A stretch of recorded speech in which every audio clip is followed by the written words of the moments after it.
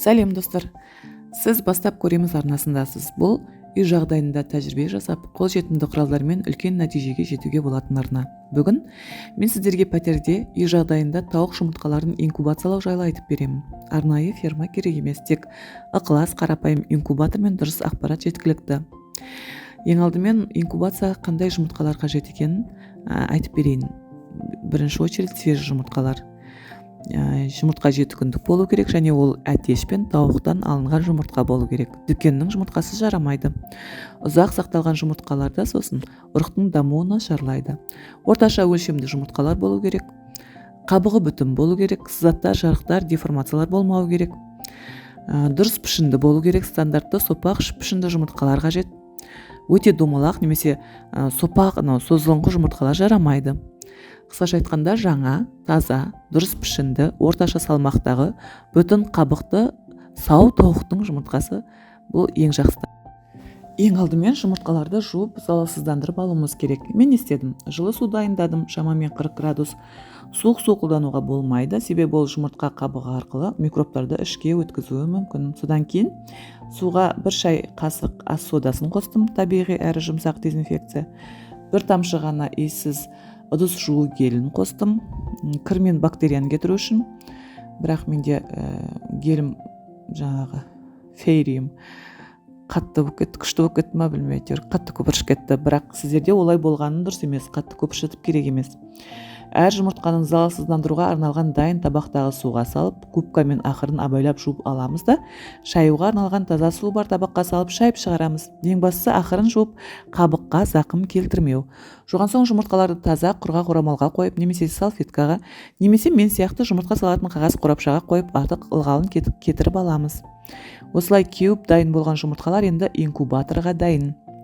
Ескерте кетейін, жалпы жұмыртқаларды осылай залалсыздандыру жайында пікірлер әртүрлі. Біреулер бұл қадамды міндетті санайды, біреулер керісінше аса жаңағыдай міндетті санамайды, біреулер керісінше аса мән береді. Менің өз ойым тазалық, денсаулық кепілі. Біз онсыз да табиғи процестің жолына араласып отырмыз. Яғни балапандар тауық секілді инфекциядан толық қорғай алмаймыз. Сондықтан алдын ала дезинфекция жасау мен үшін қауіпсіздіктің бір бөлігі. Әрине жуып салу міндетті емес, бірақ маңыздысы инкубацияның әр кезеңіндегі талаптарды дұрыс сақтау. Температура, ылғалдылық, жұмыртқаны аудару тәртібі бәрі бірге нәтиже береді.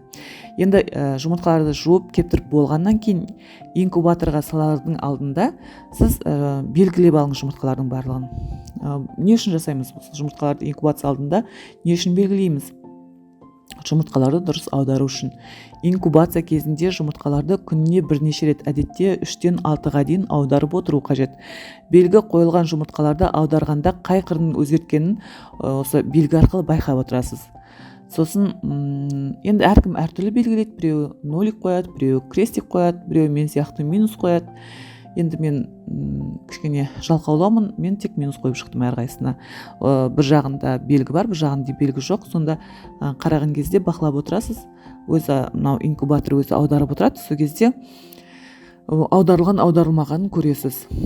Бұл не үшін аударады? Жұмыртқаларды дұрыс және теңдестіре аудару эмбрионның қалыпты өсуіне қажет. Егер жұмыртқаны дұрыс аудармасаңыз, ол жаңағы жұмыртқаның қабығына жабысып қалып, дұрыс дамымауы мүмкін. Менің таңдауым птицавод 64S көк түсті инкубаторға түсті. Инкубатордың толық шолуын және оның артықшылықтарын, кемшіліктерін, сипаттамаларын келесі видеода егжей-тегжейлі айтып беремін. Өнім жеткізушінің сипаттамасында бұл инкубатор 64 тауық жұмыртқасына арналған деп көрсетілген. Бірақ тәжірибе барысында шын мәнінде 50-55 жұмыртқа ғана ыңғайлы түрде сиятынына көзім жетті.